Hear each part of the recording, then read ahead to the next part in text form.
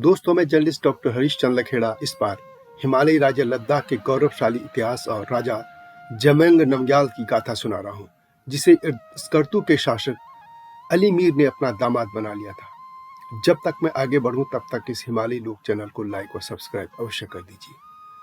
आप जानते ही हैं कि हिमालय क्षेत्र के इतिहास, लोक भाषा, संस्कृति, कला, संगीत, सरोकार आदि को देश दुनिया के सामने रखने के लिए हिमालयी लोक चैनल लाया गया है। आप इस आलेख को हिमालयी लोक वेबसाइट में पढ़ भी सकते हैं। लद्दाख के उल्लेख के बिना हिमालय लोक की गाथा अधूरी सी है। जम्मू कश्मीर से धारा 370 निरस्त करने तथा प्रदेश के पुनर्गठन के बाद लद्दाख का केंद्र शासित प्रदेश है। बौद्ध धर्म के केंद्र लद्दाख का अर्थ लद्दाखी में उच्च दरों की भूमि है। इसे लाताक, मरयूल तथा खा चनपा आदि नामों से भी जाना जाता है। मरयूल का अर्थ लाल भूमि तथा खा चनपा का अर्थ दिव्य भूमि होता है। चीनी यात्री फायुहान ने किए चाह तथा 7वीं शताब्दी में एक अन्य चीनी बौद्ध यात्री हेनसांग ने मालोफा के नाम से लद्दाख का उल्लेख किया। अब इसे लद्दाख या लद्दाख के नाम से जाना जाता है। यह भी माना जाता है कि इस क्षेत्र का मूल नाम मोलुसुओ या मार्स या का राज्य मार्च युल है। इसके साथ ही मोलोतो सुवर्ण गोत्रा या सुवर्ण भूमि यानी स्वर्ण की भूमि के नाम से साथ ही इसे सानपो हो बॉर्ड्स भी कहा जाता है। लद्दाख को चंद्रभूमि का नाम भी दिया गया है। लद्दाख को लेकर इस बात के प्रमाण है कि यह क्षेत्र नवपाषाण काल से बसा हुआ है। यहाँ के लोगों को लेकर पुराणों में भी उल्लेख मिलता है। माना जाता है कि ईसा की पहली शताब्दी के आसपास लद्दाख कुषाण साम्राज्य का एक हिस्सा था। दूसरी शताब्दी में कश्मीर में पश्चिमी लद्दाख तक बौद्ध धर्म फैल गया था। ईसा से लगभग 50 वर्ष पूर्व तिब्बत में एक शक्तिशाली शासक हुआ। उसका नाम नाठी पनपो था। मंगोल लेखक समांग सेनजेन के अनुसार नाठी पनपो भारत के प्रसिद्ध लिच्छवी वंश का राजकुमार था। सम्राट अशोक से हार जाने के बाद वह राजकुमार तिब्बत चला गया था। तिब्बत में उस राजकुमार का भारी स्वागत हुआ और उसे तिब्बत का राजा स्वीकार कर लिया गया। लद्दाख का इतिहास भी इसी से जुड़ा है और लद्दाख का क्रमबद्ध इतिहास 1580 से स्पष्ट रूप से सामने आता है। कहा जाता है कि इसी वंश का एक राजकुमार छेबांग नमग्याल को लासा से निष्कासित कर दिया गया था। इसके बाद वह लद्दाख चला गया। वहां उसने अपना राज्य स्थापित किया।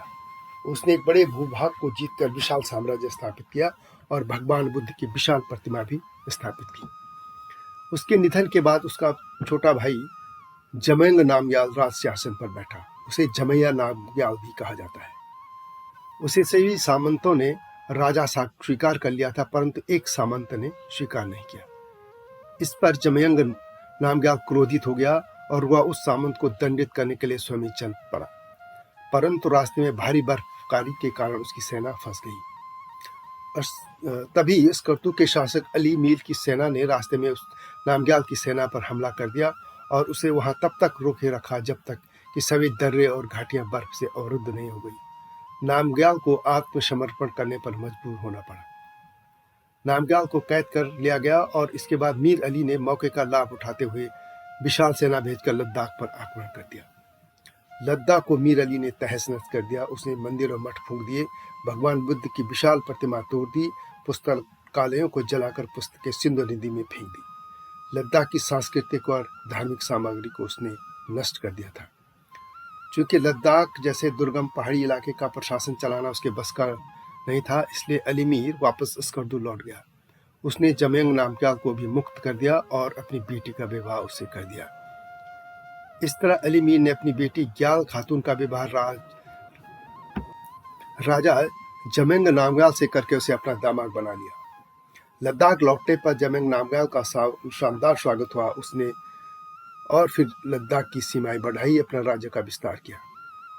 ग्याल खातून से जमेंग नामग्याल के 2 पुत्र हुए। जमग्याल नामग्याल का 1616 में निधन हो गया। उसकी मृत्यु के बाद उसका बड़ा पुत्र सिंगे नामग्याल ने सत्ता संभाली। उसने बड़े सैनिक अभियान चलाए और अपने राज्य का विस्तार किया।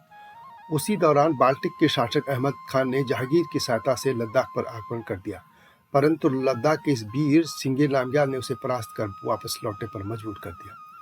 सिंगे नामग्याल तिब्बत पर भी आक्रमण करने की तैयारी कर रहा था, लेकिन तभी तिब्बत की राजधानी ल्हासा के एक प्रतिनिधिमंडल ने लद्दाख आकर उसे बहुमूल्य आभूषणों की भेंट कर दी।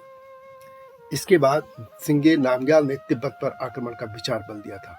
इस तरह तिब्बत को भी उसने अपने घुटने पर टेकने पर मजबूर कर दिया था। सिंगे नामग्याल के शासन को लद्दाख के इतिहास का स्वर्ण काल कहा जाता है। लद्दाख बाद में मुसलमानों से भी लगातार संघर्ष करता रहा। पंजाब के राजा रणजीत सिंह ने और उसके जनरल जोरावर सिंह ने 1834 में लद्दाख पर आक्रमण किया। महाराजा रणजीत सिंह ने लद्दाख को अपने सारे राज्य में मिला दिया था और इस तरह नामग्याल राजवंश 1842 में समाप्त हो गया।